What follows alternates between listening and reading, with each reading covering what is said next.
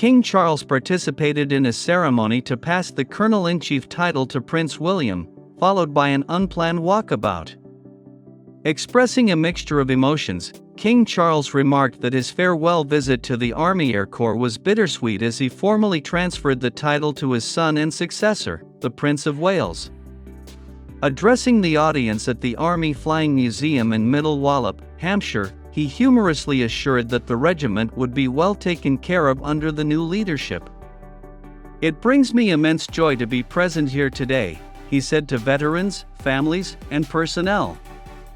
"But it's also with a sense of deep sadness after 32 years of being acquainted with all of you and admiring your numerous endeavors and accomplishments," the king remarked.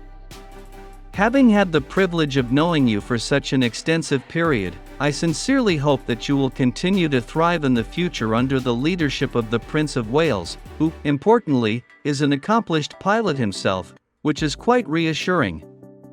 The honorary title would have likely been bestowed upon Prince Harry had he not chosen to withdraw from his active role within the royal family in 2020. Having held the position for 32 years, the king announced last August that the prince would succeed him. Both siblings underwent military pilot training, but Harry served directly in the Army Air Corps for 3.5 years. While William, as the heir to the throne, did not engage in active combat during his military tenure, he served as a search and rescue pilot and later as an air ambulance pilot. Upon arriving at the Army Aviation Center in Middle Wallop, Hampshire, the king was greeted by a guard of honor and Lieutenant General Sir Nicholas Bourton, Colonel Commandant of the Army Air Corps, who escorted him to the Army Flying Museum. He spontaneously engaged with schoolchildren from Middle Wallop School, who had assembled waving Union flags. Within the museum, which chronicles the history of British Army aviation from its early days of military ballooning to the modern Army Air Corps, the 75-year-old monarch conversed with veterans, soldiers, and their families.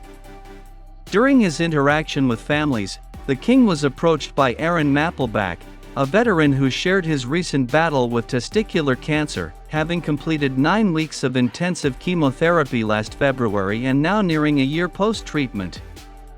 His Majesty empathized, mentioning the side effect of loss of taste experienced during cancer therapy, a topic he had raised during a recent visit to a London hospital. Following these conversations, the king proceeded to unveil a plaque commemorating the installation of the first Apache AHMK-1 in a UK museum, delivering a brief speech.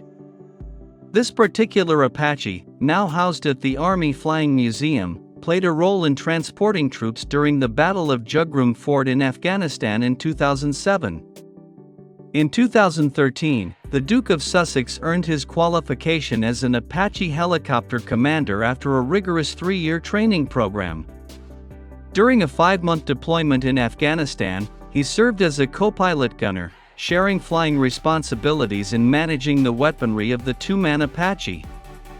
After departing from the museum, King Charles made his way to the Middle Wallop Control Tower, where he was met by the prince to formally transfer the role of Colonel-in-Chief of the Army Air Corps. In a symbolic gesture, the king presented the regiment's beret and stable belt to his son against the backdrop of the Apache, before engaging with serving aircrew.